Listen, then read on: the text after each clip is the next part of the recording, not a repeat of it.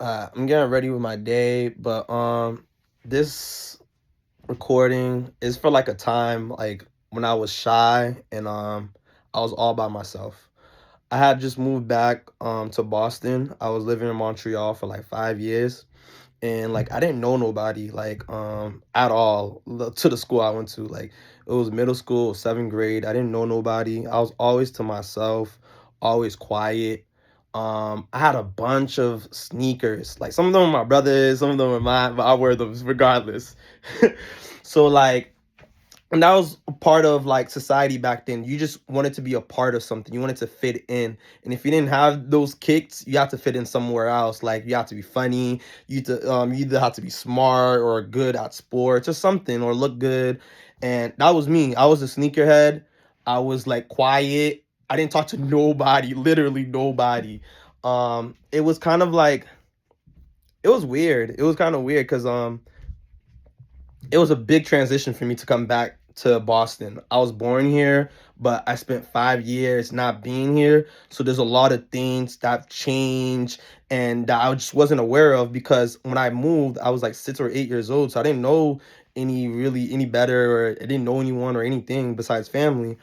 So that transition was probably the craziest one because I was just shy, bro. I was shy, but I was super observant. Like I would always like look at people, what they're doing. I'll see how people interact, and a lot of people doing mad fake shit. They would be like, "Oh yeah, da da da," and go talk shit about the Nets, this that, and that kind of brought me to become situationally aware of fake people, of human tendencies, and just like behavior. So I didn't even want to rock with nobody for real. And as time went by, I opened up. I started talking to people. I made friends and stuff like that. And I just remember like everyone was welcoming me though. I ain't gonna lie, everyone was welcoming me though. There really wasn't anybody um like bothering me for real. I can't even bring up a time someone was really bothering me. Like maybe of course like when we were younger, we were always picking on each other. Like someone crack a joke, this, that, and third. But I was never like bothered for real. They didn't really bother me because I was quiet. I didn't say shit to nobody, and I was fly, so I was getting compliments all the time. And you know what I mean. And anytime I seen someone that looked good or was dressed good, I'll give them compliments too. So it's like, how you gonna hate on someone that doesn't talk to you or talk to anyone that look nice, that cool people? So like everyone really fucked with me in middle school and shit. But it was like very weird because like I just didn't know nobody. I just didn't know where to fit in. I felt isolated. And I was going through a lot of changes in my life. My brother had just passed away. And I didn't really know who to be or how to be or what to even do with my life. That was a very challenging moment in my life. And I don't think I really think about it too much. That whole transition from going from a different country to going to another one. Like I felt like I was an immigrant in my own country. And it's crazy to think, but it really felt like that because after so long from not being there, I just didn't know what it was. And for being young and leaving there, I didn't have an idea of what it was. So I had to kind of like discover what it was. And I'm from here. I was born there. I was born in Boston. So it's like, how do you discover somewhere you're from or somewhere that you should know?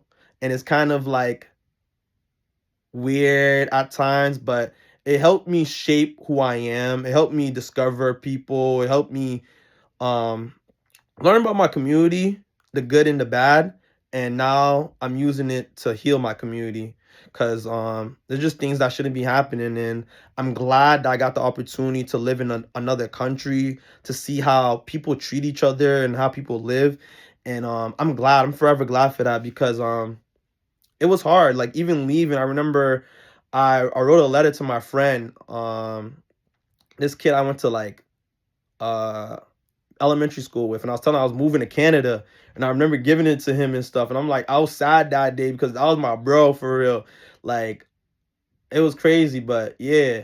So like all those different transitions and even coming back and like not knowing nobody, like you have to adjust yourself. And at 7th grade, that's when you're transitioning to become like a teenager, and 8th grade and freshman year of high school. So it's just like I had to adapt real quick because I didn't really have time to learn or whatever. Like, not learn at school, but I'm talking about learn how society is working currently in Boston. So that was very challenging at times. Like, you got to know what area to be in, what area not to be in.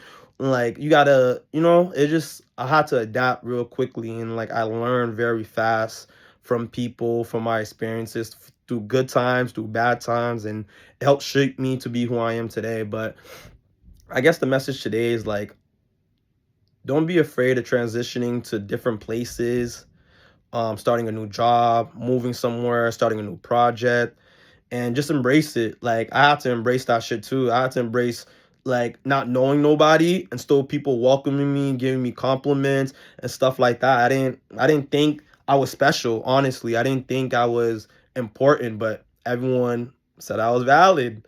I was cool people. I was him.